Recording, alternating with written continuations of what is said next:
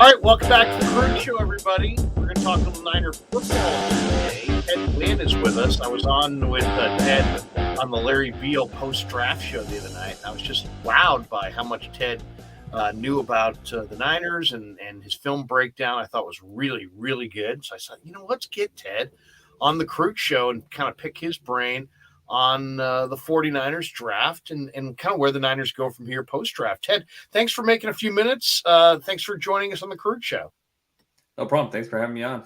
Well, tell us a little bit about your background, because I was really interested in your film breakdown, and I've seen you do it a little bit online before, but this is the first time I actually saw you kind of go through it, in a live platform. And tell us a little bit about your background. Obviously, you have a football background. Yeah, I played football in high school. I played quarterback in a triple option offense, so I was essentially another running back, really. We passed the ball like 5 times a game. But I loved the game. I knew I wasn't good enough to play college, but my high school coach asked me to come back and help him coach. So I coached high school ball for a while, and I think that really gave me an edge as far as just learning the game. I think if you really know the game, you're able to explain it to a 14-year-old freshman, So I think just learning how to break down the game and teach those kids really helps my analysis now. I never thought I'd be, doing this from a media standpoint, but some things in my life just led me here, and I just credit my time teaching high school football. And whenever college coaches came and recruit from our school, always made them sit down with me and learn some X's and O's, and I made some good connections that way. So I'm always just trying to learn more about the game and just trying to teach it to a wider audience. So I've actually had people reach out to me about coaching high school football here in the East Bay. And, as somebody who coached and scouted professionally, it's like, wow, do I have patience for that? Do I, what do you think? I mean, if somebody was coaching high school football for the first time, give me some advice. What would you recommend? I would say just be ready for kids that know absolutely nothing about football. Like, don't be surprised if a kid is having trouble just getting into a 3-point stance. Just expect, a blank slate, and that way you don't get frustrated, and just build on fundamentals. I think with high school football, some guys want to come in and go crazy in X's and O's and try to be a strategy wizard. But I think at that level is all about fundamentals and teaching kids how to do it right, and teaching them a love for the game. Well, let's get right into the Niners. They took Drake Jackson at 61, the edge rusher from USC. What did you think of the pick? How do you see the fit? I love the pick because I have a lot of faith in Chris Krueg, the Niners defensive line coach, as a teacher. I mean, we've seen him develop so many guys, in the past few years, and turn guys that didn't have a lot of success in the league to guys that are challenging for double-digit sacks. So Drake Jackson's a guy that is more of a developmental guy. He's not where his ceiling is yet. He has great flexibility, love his get off, a lot of range. I think could be a little out of control and play a little off balance sometimes, but you can see the potential there with his hands. You can see his hands kind of flailing all over the place, but I think, with the proper training and when he puts it all together, he could be a special player. And I think he's in the right position with the Niners for him to really reach his potential. I see him like a D Ford. I love the first step quickness, and I love the motor. And to me, if you have first step quickness and a motor and you're playing in this wide 9, it's really just, can you settle in at the right weight and let it go, because there's not a lot of teaching. I mean, obviously you're always working on perfecting your get off. You're always working on your moves as a pass rusher, but there's not a lot of read and react. It's shoot up the field. Your task is clear. Burn that edge and try to move that quarterback off the spot, have him step into the lap of Eric Armstead if possible. I think this is if I'm Eric Armstead, I'm buying drinks for Drake Jackson, because I think Drake Jackson's really going to put food on my plate and sacks in my, on my stat sheet. Yeah, and when you look at the Niners defensive line, there's a lot of power rushers, a lot of stronger, stouter guys. And I think, adding Jackson gives them a true speed rusher, a guy that could just fly off the edge and, like you said, make quarterbacks step up in the pocket. Well, we're only going to talk about the guys that you've really seen here. So let's get into the, TDP, Tyrion Davis Price, the LSU running back. You've seen him. I really like this pick. I know there were a lot of people that were hoping for a free safety, and there were some good free safeties on the board at that point. But the Niners clearly prioritized going with the power back, who also has a little bit of a speed element to him. Give me your thought on TDP, as they're calling him, and his fit with Kyle's offense. Yeah, so I think as far as fit, I think he's a better gap scheme runner than a zone runner. But if you've really paid attention to the Niners system, they're not all outside zone. They run a good amount of gap scheme too, a lot of counter, which I think he's really good at running. He's a taller back at 6 foot. So he runs with kind of an upright style, but he's able to lower his shoulder at the same time. He has kind of a wide stance like Marshawn Lynch runs with. But he's a north and south runner. He has a bit of a burst to him.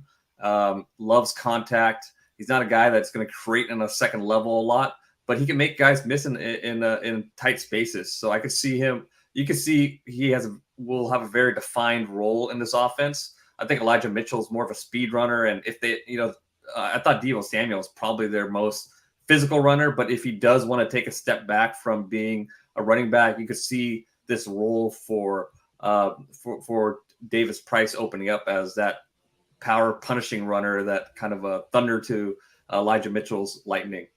It was interesting. Kyle Posey, who's going to join me later today from Niners Nation, there was an interesting article on Niners Nation about the running back position and how Elijah Mitchell averaged like 2.5 yards per carry when he ran between the tackles, and that Trey Sermon averaged closer to 2 yards a carry running between the tackles. So that back that can run between the tackles and ice wins, I think, is a key guy. Now it could be Jeff Wilson, but maybe it could be Davis Price. How do you see the Niner backfield distribution now that they've got Elijah Mitchell, they've got Tyrion Davis Price, they've got Jeff Wilson, they still have Trey Sermon, still have Jermichael Hasty. They even brought in a couple other guys, and they also have Juszczyk. How do you see Sermon and TDP and Mitchell splitting up the running back carries?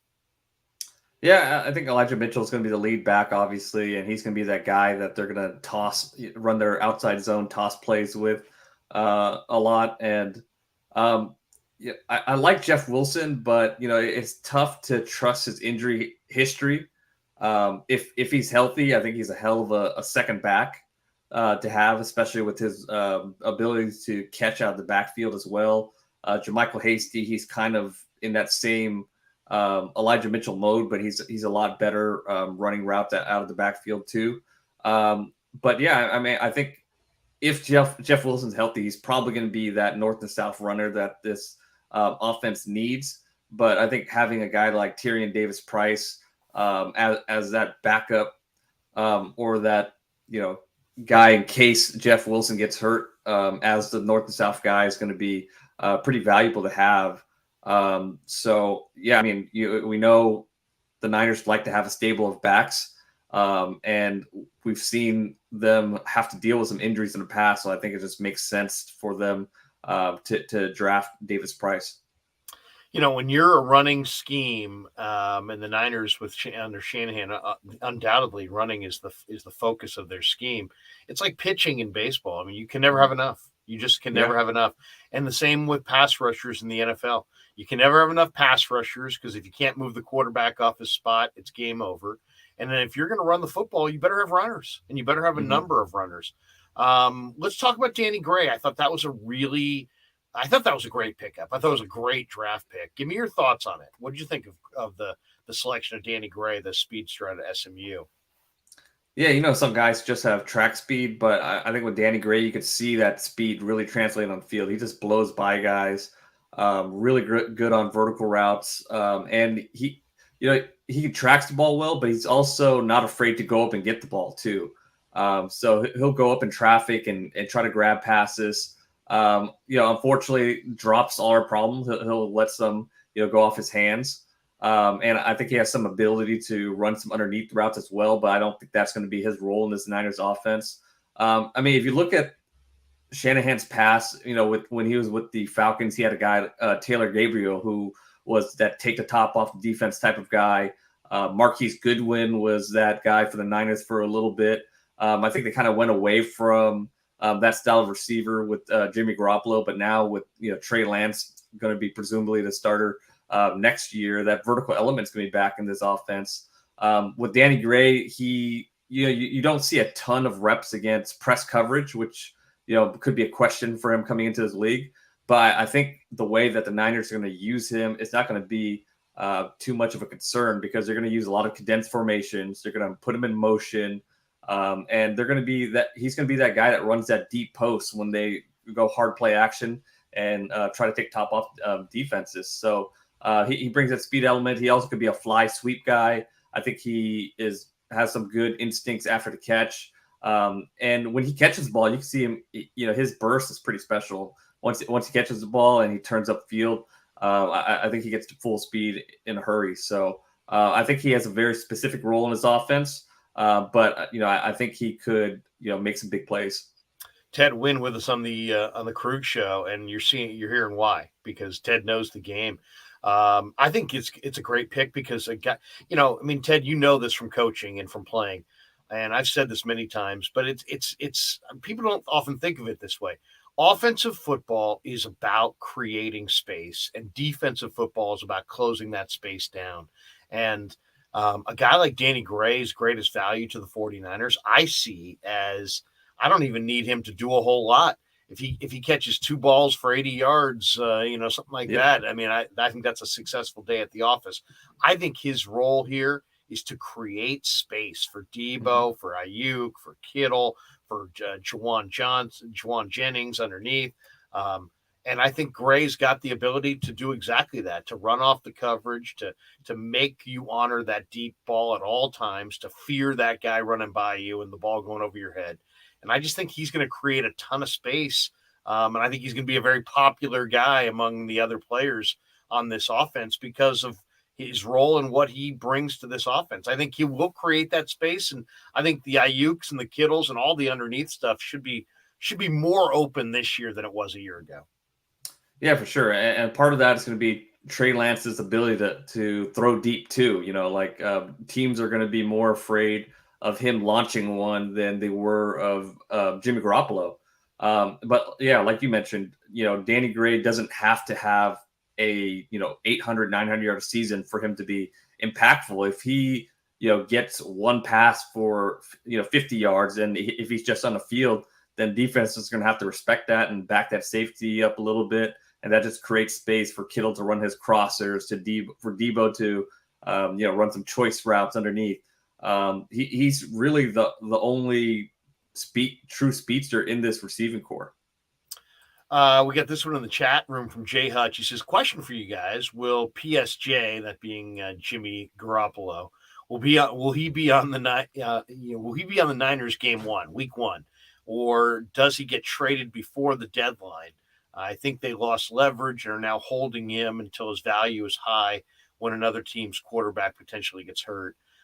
What's your read on the end game with Jimmy? Because I don't know that Jay Hutch is on that one. I think it might go a little bit differently. I'm expecting Jimmy to get moved sometime between, let's say, June 1st and day 1 of training camp. I think that in that window, I think he gets dealt. But how do you see it? PSJ, I've never heard that. How porn star Jimmy? Oh, that's funny. I think first he has to get healthy and he has to show teams that he could throw. As soon as I think there's some clips of him throwing and showing that he can participate in training camp, that's going to start getting some movement or some momentum going. But I agree with that. I think he'll probably get moved into a training camp. I think there's still a couple of quarterback needy teams like Carolina that might want a veteran presence there.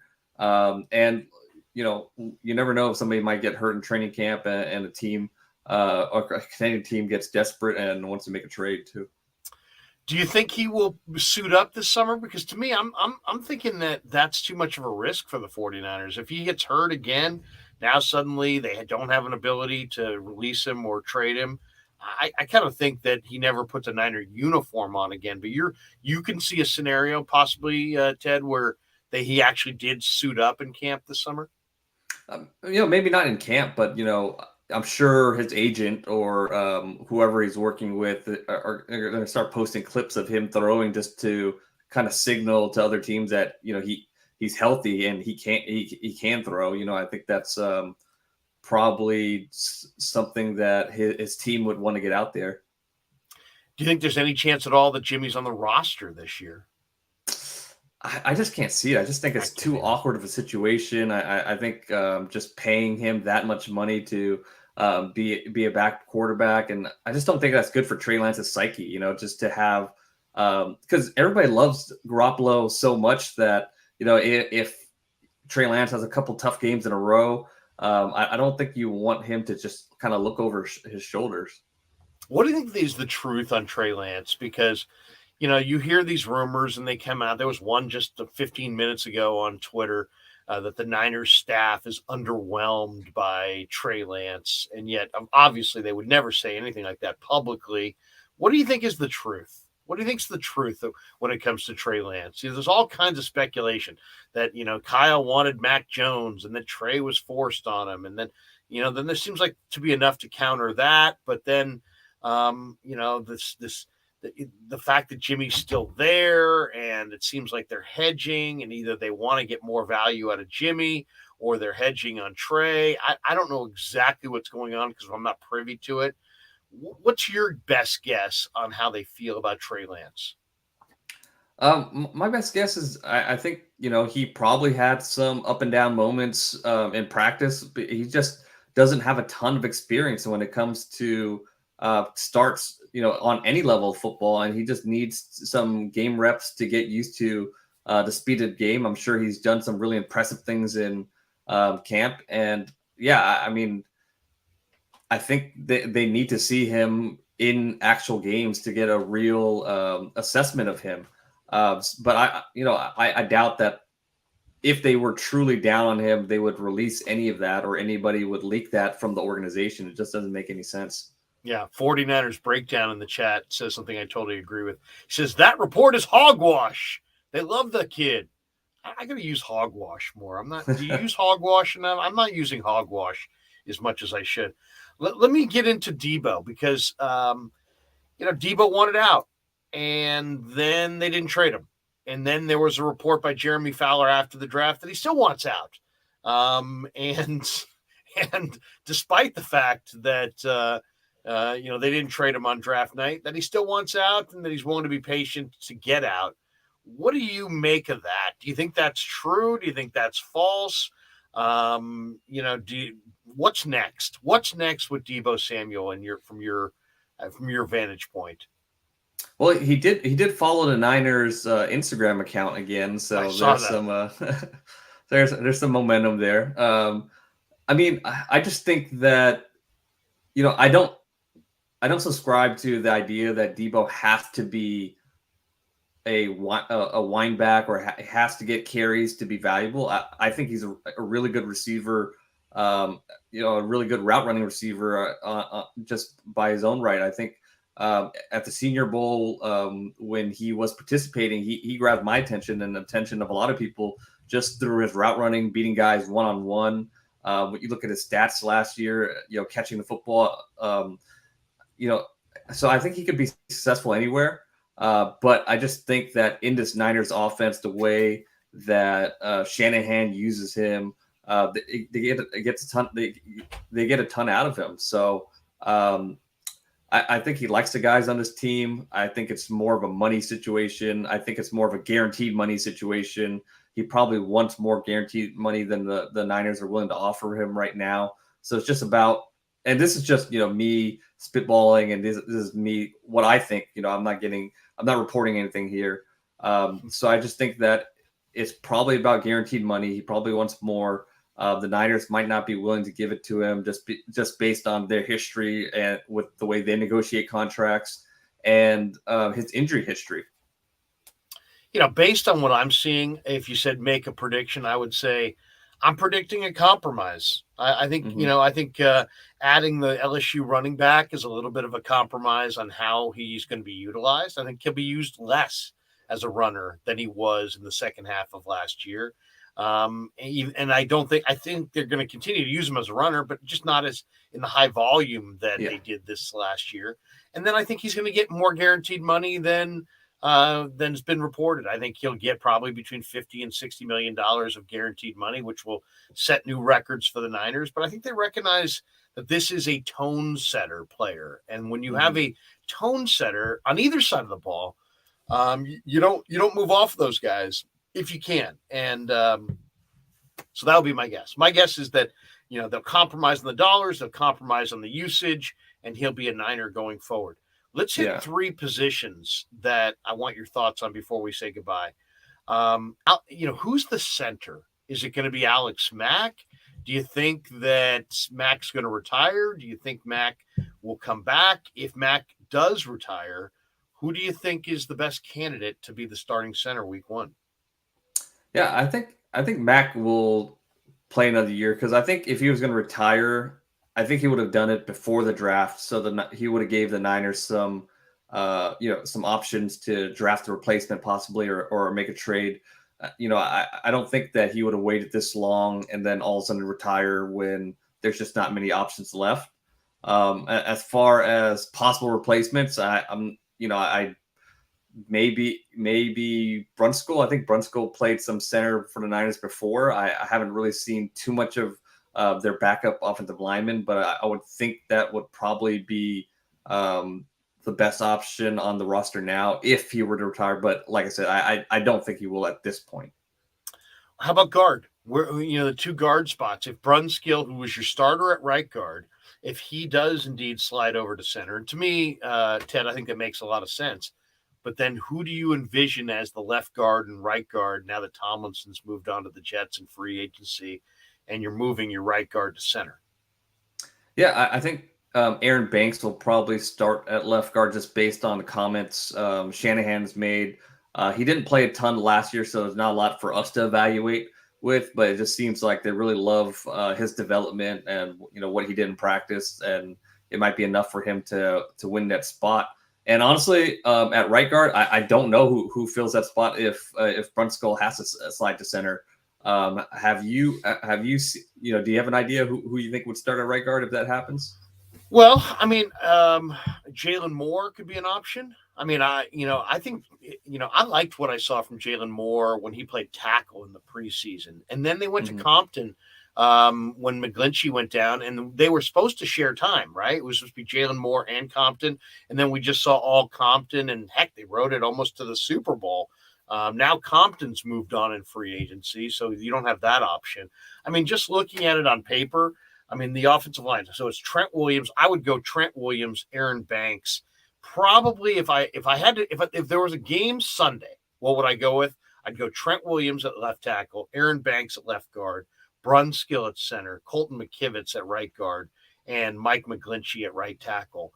And that would give me Jalen Moore, Jake Brendel, Buford, who they just drafted, or Burford, I should say, Zakel, Justin School, and then the three undrafted guys, Jason Poe, Donovan West, and Sam Schluter. I mean, as the backups. But I would say, they obviously, when they had a chance to pick from the guys, they in a playoff situation, they went with McKivitz. And they gave McKivitz one of the gold helmet designations in the draft year that he came out. So they love McKivitz. I got to think McKivitz would probably be first up at one of those guard spots. I think there's a trust there. And maybe McKivitz is a center because he's kind of a short-armed guy as well. Yeah, and I kind of thought they would have added. I thought they were going to add an interior lineman in the draft with one of their earlier picks too. I mean, are you comfortable with the depth in the interior? If you'd asked me before the draft, I would have said no.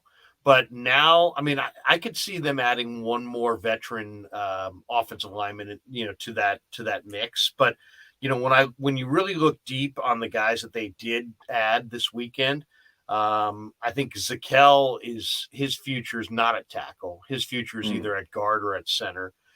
Buford, I think, is a tackle. Poe is a center, and West is a center. So I think, and West, that's kind of the interesting one. I know you didn't break him down or haven't seen a lot of him, and I haven't either really. But one of the draft guides that I did buy had Donovan West from Arizona State going 61st to Oh the wow. Niners. The spot they took Drake Jackson in, they Hmm. said that they were going to take Donovan West in. So the fact they got him after the draft and paid him about $100,000 of guaranteed money makes me think he's going to make this team. And who knows? He's considered to be he's a 300-pound offensive center whose strength is run blocking. Maybe Donovan West, gets plugged in there. I think it's open. I think it's wide open. You did hear John Lynch say in the pre-draft presser that in the Niners scheme, they don't lean on the center for all of the line calls. So they could go with a younger player if they choose. Mm. It's So an interesting dilemma, though, because yeah. you'd think with Trey Lance, Ted, that keeping the rush out of the quarterback's face, Hmm. plugging up those A gaps in pass pro has got to be a priority for the 49ers this year. I mean, the quickest way to have your young quarterback lose confidence is have jailbreak through the A gaps because everything kind of breaks down from there. Yeah, and having a veteran center that could help with those protection calls. I know he said, it's not all on the center, but having a veteran center like Mac that could help with those protection calls and help identify certain pressures, it would be a huge help to a young quarterback as well. So I think the Niners are really hoping that, Mac doesn't retire. Let's a couple last ones before we let you go. Who do you see as the starter at strong safety? They let Jaquaski Tart go. They've been asked about it a couple times since. His team pretty non-committal on his return. He's still out there. I thought he was going away last year, and then they signed him at the last moment and brought him in. Would you bring back Jaquaski Tart and start him at strong safety? If not, who's your starter there? I would bring back Tart. I mean, I wouldn't imagine his price tag would be too high at this point. And even if they just decide to start Hafanga, I don't know if I'm saying his name right. Yeah, Um, you are. yeah, I if don't they know decide to Hufanga. start, he could still be depth, and I thought they would draft the safety in the fourth, fifth round because I felt like this was a really deep safety class, and they could have added a guy later in the draft that could have been a starter, but they didn't end up drafting a safety, and the Niners play a bunch of two deep coverages, and they'll rotate down from those two deep coverages. But it just didn't seem like Hafanga has great range. He probably be a strong safety and be disruptive in the box. But I felt like they could have used another safety with a little more athleticism, and they didn't add one. And maybe they end up adding Tart again later down the line. But I think that is a bit of a hole on the roster right now. Yeah, it's interesting. They did sign George Odom from the Colts, but he Hmm. played largely a special team role. But they are seemingly suggesting that he's got upside to do more from scrimmage. Shanahan talked up Tarvarius Moore. I see him, Ted, as a jumbo corner. I don't see the instincts or the angles or anything that makes me think that Tarvarius Moore is a safety. I know he's huge for corner, but he's also doesn't take great angles at safety, and he doesn't seem like Yeah, he that's a has the huge instincts deal. for it. Give me your thoughts on Tarvarius. I know we haven't seen him in a while because he's had injuries, but what's your thoughts on Tarvarius Moore? Yeah, it's just there's not a big enough sample size for me to make a huge judgment on more, especially if you're projecting him to play safety. But if maybe they kind of go with a safety rotation. If they do want to play a guy more in the box, they could start Hafanga, and if they do decide that Moore is their guy that they could play deep, then they could rotate him in passing situations when they want to go more too deep. Two last questions, and then we'll let you get on with the rest of your day. Quarterback number two, is it? Do you see Brock Purdy potentially beating out a Nate Sudfeld? Purdy had some great highlights at Iowa State. He's a tough kid. They say he's got a linebacker-like mentality. I think he's got a better arm than Nick Mullins, even though he's got similar stature physically to Mullins. I just from watching some of his film last night, he looked like he could drive the ball down the field a little bit more. Sudfeld obviously got a little bit of a raise, so I think most people assume that he'll be the number 2 guy, but he doesn't have an NFL track record of any note. How do you see that quarterback 2 competition? Do you see it as a competition? Do you think there's any chance that Purdy impresses this summer and becomes the number 2? I think he probably has a long way to go to beat Sudfeld, and I think they like Sudfeld obviously, and I think it takes a while to kind of learn this offense. It's not easy for a rookie to come in and just pick up this offense, all the nuances of it. Yeah, it's hard for me to see him beat out Sudfeld. So I would say Sudfeld probably is an 80% chance he's going to be the number 2 quarterback. Last one. We don't know if Deebo's going to be on this team or not. The assumption right now is, let's assume for the sake of the conversation that he is going to be on the team. So you have Deebo, you have Ayuk, you got Juwan Jennings, you just drafted Danny Gray, you have Ray McLeod. So you got 5 receivers right there. And that doesn't include Keyshawn Johnson or Malik Turner, Marcus Johnson. I kind of like Tay Martin as an undrafted free agent. But there's some speculation I read today that Julio Jones the Niners may have some interest in bringing the veteran Julio Jones, who Kyle had in Atlanta, bringing him here to San Francisco. He battled hammy problems last year in Tennessee, so much so that he really couldn't make any real impact on the field. If Julio Jones is out there and he calls the Niners and says, you know what, I want to play for you guys and the money will be reasonable, you interested? Or is Julio Jones hamstrings make you say, you know what, Julio, I was interested 2 years ago, I'm not interested today? I mean, if he's interested and you bring him in for a really cheap deal, I wouldn't imagine that he would make more than $4 or $5 million a year at this point with his age and injury history. I think, why not take a chance on that true big X receiver, and maybe you don't start him, or maybe you don't play him a ton of snaps, but the snaps that he does play, he could be impactful. I'll be interested in bringing Julio in for $3 million a year if he's willing to take that deal. I just wouldn't pay him too much money, and I would not count on him to play a huge role. I would think if he could come in and play 10, 12 snaps for me a game and be impactful in those snaps, it'd be well worth bringing him in. Ted, Super Bowl window opener closed right now. I love this draft, by the way, for the Niners, because I think it's a good draft for numbers and depth, especially when you factor in the undrafted guys. I love this draft, but I would have to say, if I was voting, I'd say the Super Bowl window is closed until Trey Lance can kind of demonstrate that he's on that level, and then it reopens again. How do you see the 49ers Super Bowl window right now? No, I completely agree with you. I think Trey Lance is going to go through some growing pains this year. He just needs reps in real games, and it's going to take him some time. But I'm a big Trey Lance believer. They didn't make a ton of offseason splash moves this offseason. I think this draft class, they're going to play. They're going to play a role this season, and they're going to make some plays. But I think next year is the year where you'll see some of these guys take off, especially Drake Jackson. So I think this year they'll be competitive. I just don't think that they're going to be true Super Bowl contenders. And next year, when Lance has a year under their belt, and maybe they have some room to make some moves in the offseason, they'll be back in that Super Bowl window. Let me just pay the bills and we'll have our final thought here. Our sponsor today, tellmetrics.co. If you're an orthopedic surgeon, an occupational therapist, a chiropractor, or a physical therapist, Tellmetrics is designed for you to use in your practice and will greatly benefit your patients.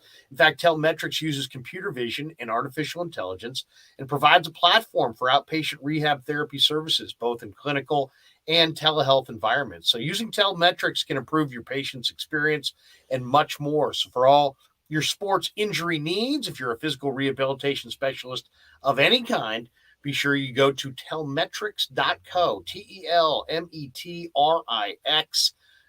Co. And thanks to Casey Bateman and the good people at Telmetrics for being a proud sponsor of the Krueg Show. And also thanks to Dan Coach Emilio, who's our good buddy and a retirement planning specialist. You can reach him today for a private consultation at 925-628-9966, securemoney.com on the web. He's got 25 years of experience. He can help you get an immediate 10% premium bonus on your principal retirement account. So give him a call. It's not a one-size-fits-all deal. He'll sit down with you, talk to you about your profile and your goals going forward.